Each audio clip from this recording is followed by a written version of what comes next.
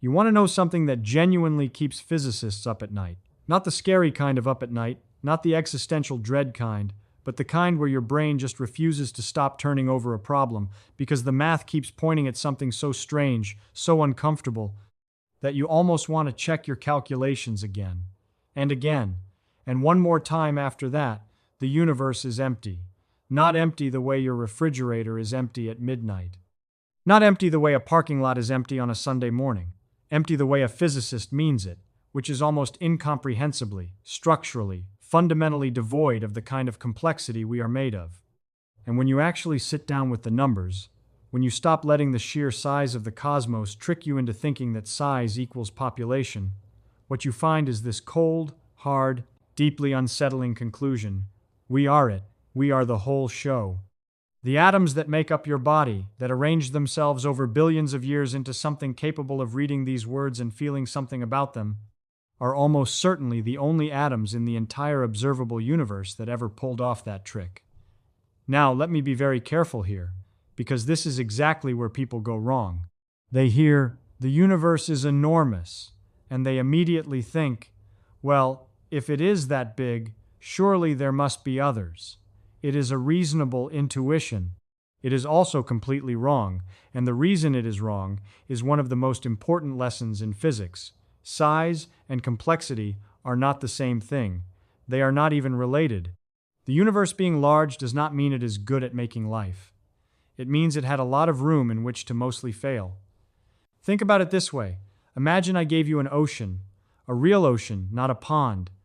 Billions of gallons of water, stretching out to the horizon in every direction. Now I tell you I dissolved a single grain of sugar in that ocean, somewhere, at some point, and I ask you to taste the water and tell me if it is sweet. You could drink 1,000,000 gallons from 1,000,000 different spots and never once taste that grain of sugar. The ocean is not full of sweetness just because it is big. It is full of water. The universe is not full of biology just because it is vast. It is full of hydrogen and helium and a whole lot of nothing. The actual composition of the universe is the first thing you need to internalize. About 73% of all ordinary matter in the cosmos is hydrogen. Another 24% is helium. Everything else, every element heavier than helium, carbon, nitrogen, oxygen, phosphorus, the stuff life absolutely requires, accounts for roughly 2% of all the matter that exists. 2%. And of that 2%, the fraction that is sitting on a rocky planet, in a liquid water zone, around a stable star, with the right chemical environment to even begin the conversation about biology, is so astronomically small that calling it rare is an insult to the concept of rarity. But let us go deeper than that, because the composition problem is just the entry fee. The real challenge, the place where probability becomes almost laughably hostile to life, is abiogenesis. That is the process by which chemistry becomes biology. The moment where a collection of molecules stops being a puddle of interesting chemistry and starts being something that can copy itself, something that can metabolize, something that can respond to its environment in a way that preserves its own structure. That transition from non-living chemistry to the simplest possible living cell is where the math gets genuinely brutal. The simplest known living organism is not simple, not even close. A minimal viable cell, the most stripped-down version of life that can actually function, requires somewhere in the range of 200 to 300 different proteins, all working together, all folded into precisely the right three-dimensional shapes, all doing their specific jobs at the right times. Now here is the problem. A protein is a chain of amino acids. There are 20 amino acids that biological life uses. A typical small protein might be 100 amino acids long. The number of different ways you can arrange 20 types of things in a chain of 100 is 20 to the power of 100. That is a number so large it makes the number of atoms in the observable universe look like a rounding error. And here is what makes this genuinely staggering. Nature does not get to try all of those arrangements in sequence. Chemistry does not run through every possibility until it finds the one that works. Molecules collide randomly. Bonds form and break based on thermodynamic probability. The chance that even a single functional protein assembles spontaneously from a random mixture of amino acids is so improbably small that even if every atom in the universe were participating in this chemistry experiment, even if every star had a planet covered in warm organic soup, the expected number of functional proteins produced by random chance over the entire age of the universe would still be very close to zero. This is not pessimism. This is not me trying to make you feel small. This is what the physics actually says. And yet, here we are. Which means one of two things is true. Either the emergence of life on Earth was so spectacularly improbable that it should be treated as a singular event in the history of the universe, a one-time accident so unlikely that no reasonable statistical framework would have predicted it. Or there is some unknown mechanism, some chemical shortcut, some principle of self-organization we have not yet discovered that makes the first step toward life far more probable than our current models suggest. Both of those possibilities, by the way, point to the same practical conclusion. Life is extraordinarily rare. They just disagree about exactly how rare. Now let us talk about the universe as a thermodynamic system, because this is where physics really drives the knife home. The universe, at its deepest level, is governed by the second law of thermodynamics. Entropy increases, order degrades, energy flows from concentrated forms to dispersed ones, stars burn, planets cool, structures collapse. The natural direction of the cosmos is from complexity toward simplicity, from order toward disorder. Life is the single most spectacular violation of that trend we know of. A living organism is a local, temporary, energy-hungry revolt against entropy. Every cell in your body is using chemical energy every second to maintain its structure against the thermodynamic pressure that wants to reduce it to a warm puddle of evenly mixed chemistry. The universe did not design itself to produce life. If anything, the deep structure of physical law is actively hostile to the persistence of biological complexity. Life does not arise because the universe is trying to make it. Life arises, on the rare occasions it arises at all, because local conditions happen to provide enough energy flow, enough chemical diversity, and enough thermodynamic stability to allow a specific kind of ordered complexity to bootstrap itself into existence before entropy wins. That is the tightrope we are walking. That is the razor-thin margin on which biology operates. And then consider what has to stay true for that life to persist long enough to become intelligent. You need a stable star that does not fry its planets with radiation for at least several billion years. You need a planet in the liquid water zone. You need a large gas giant in the outer solar system to vacuum up most of the large asteroids before they sterilize the inner planets. You need plate tectonics to cycle carbon and stabilize the long-term temperature of the planet. You need a large moon to stabilize the axial tilt so you do not have wild swings in climate every few thousand years. You need the planet to have a magnetic field strong enough to deflect the stellar wind and protect the atmosphere. You need all of these things simultaneously for billions of years, without interruption. Each of those conditions has a probability. Each of those probabilities, when you multiply them together, produces a number that is, by any reasonable measure, vanishingly small. This is what the physicist Brandon Carter was gesturing at when he formalized the anthropic principle, the idea that any observation we make about the universe is necessarily filtered through the fact that we exist to make it.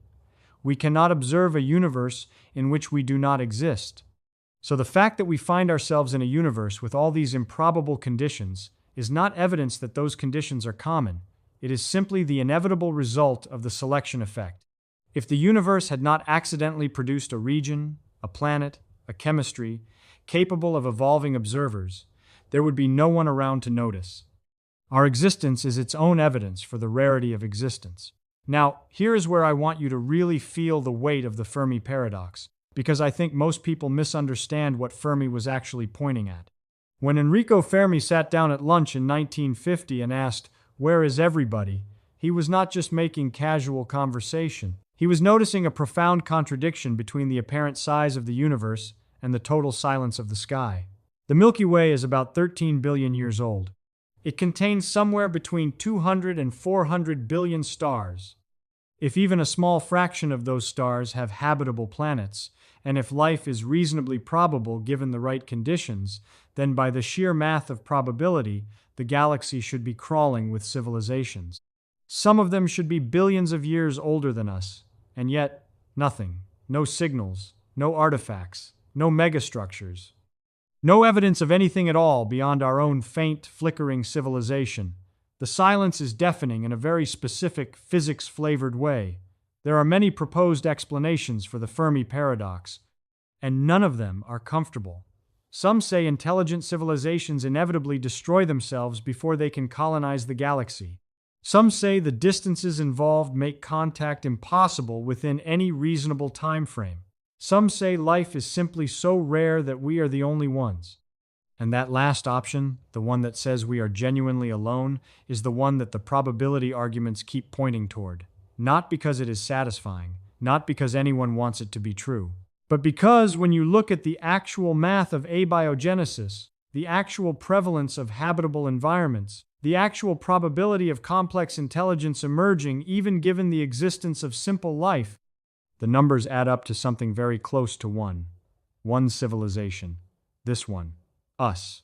The radio silence that has greeted every telescope, every signal detector, every attempt to find a pattern in the electromagnetic noise of the cosmos is not a mystery if life is genuinely as improbable as the chemistry suggests. It is exactly what you would predict. You would not expect to hear anything because there is nothing to hear. The universe is not a neighborhood where we somehow lost contact with our neighbors. It is an incomprehensibly vast expanse of dead physics, in which one small, unlikely, improbable cluster of organized chemistry managed to stay organized long enough to ask why it was alone. That is you. That is every human being who has ever lived. That is every thought, every discovery, every piece of music, every mathematical proof, every act of curiosity or wonder or stupidity or brilliance that has ever occurred in the entire history of this cosmos. It all happened here, on this one planet, around this one unremarkable star, in this one galaxy out of 2 trillion galaxies in the observable universe. The atoms in your body are not average atoms. They are the rarest thing in the universe, not because they are made of anything special, ordinary carbon, ordinary oxygen, ordinary hydrogen, the same elements you find in a star or a rock. They are rare because of the arrangement, because something, some cascade of chemical accidents on an early planet, found a way to organize those atoms into something that could metabolize and replicate and eventually, after billions of years of trial and error and extinction, produce a brain capable of understanding its own improbability. Most of the universe is a vacuum. Most of the matter in the universe is in stars, where the temperatures are millions of degrees and the pressures would vaporize any molecule more complex than a helium atom in a fraction of a second. Most of the rocky planets are either too close to their star to hold liquid water or too far away for it to stay liquid or too geologically dead to maintain the chemical cycling that life requires. The universe, taken as a whole, is a hostile, thermodynamically aggressive, radiation-soaked, vacuum-filled engine that has no particular interest in producing biology. We are not the expected outcome of the universe. We are the exception, the anomaly, the one time, in all of space and all of cosmic time, that the dice happen to land the right way enough times in a row to produce something capable of throwing the dice and noticing how unlikely the throw was. And I think that is worth sitting with. Not with despair, but with genuine, clear-eyed appreciation for what the physics is telling us. The silence of the universe is not a tragedy. It is information. It is the cosmos delivering its most honest answer to the question of how common we are. And the answer is that we are not common at all. We are, as far as the evidence suggests, completely singular. The one place in the observable universe where matter looked at itself and said, "Now that is interesting. That is not a small thing. That is the most extraordinary physical fact in existence."